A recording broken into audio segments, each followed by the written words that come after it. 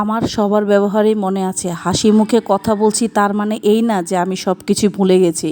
So hello everyone, welcome back to my Facebook page and YouTube channel Nupur blog and cook. কেমন আছেন সবাই? আশা করি সবাই অনেক অনেক ভালো আছেন। আমি অনেক ভালো আছি। চলে এলাম আবার একটা নতুন ভিডিও। আশা করি ভিডিওটা আপনাদের ভালো লাগবে।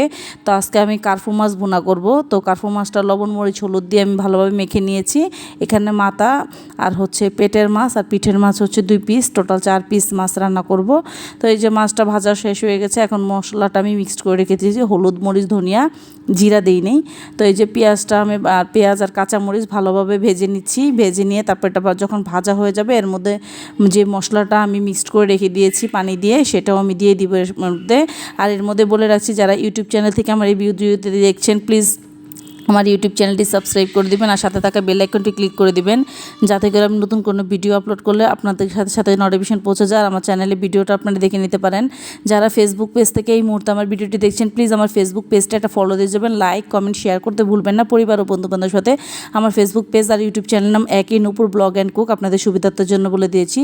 আর এই যে কথা বলতে বলতে আমার রান্নাটা কিন্তু অলমোস্ট হয়ে গেছে। তো আমি এখানে কয়েক পিস ফ্রোজেন করা দিয়ে দিয়েছি, ফ্রোজেন করা টমেটো দিয়ে দিয়েছি। তারপরে যে এখন এখানে আলু ভাজি করব। তো এখানে কাঁচামরিচ, আলু, পেঁয়াজ আর হলুদ আর লবণ একসাথে মিক্সড করে তারপর আমি ভেজে নিব ভালোভাবে। কড়াইতে যখন তেলটা গরম হয়ে আসবে, যে দেখতে পাচ্ছেন হালকা হালকা ধোঁয়া উঠছে, দেখা যাচ্ছে কিনা আমি জানি না। তারপরে এই যে এখানে কই মাছও ভাজি করব। তো কই মাছটা আমি নামিয়ে রেখে দিয়েছি ফ্রিজ থেকে, এটা ছেড়ে দিলে তারপর আমি ভাজি করব। তো এই তো এখন আমি এটা দিয়ে দিচ্ছি, দিয়ে ভালোভাবে ভেজে নিব। তো রান্নাটা শেষ করে আমি আবার বাবাকে নিয়ে হসপিটালে যাব। তো উনি কয়েকদিন হয়েছে যে পায়ে ব্যথা পেয়েছে।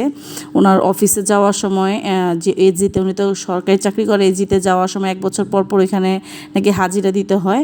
তো এজিতে গিয়েছে। তো ওইখানে যে আমার বোন ভাড়া দিতে দিতে দেখা গেছে যে মানে পিছনে ফিরতে ফিরতে আমার বাবা পড়ে গেছে।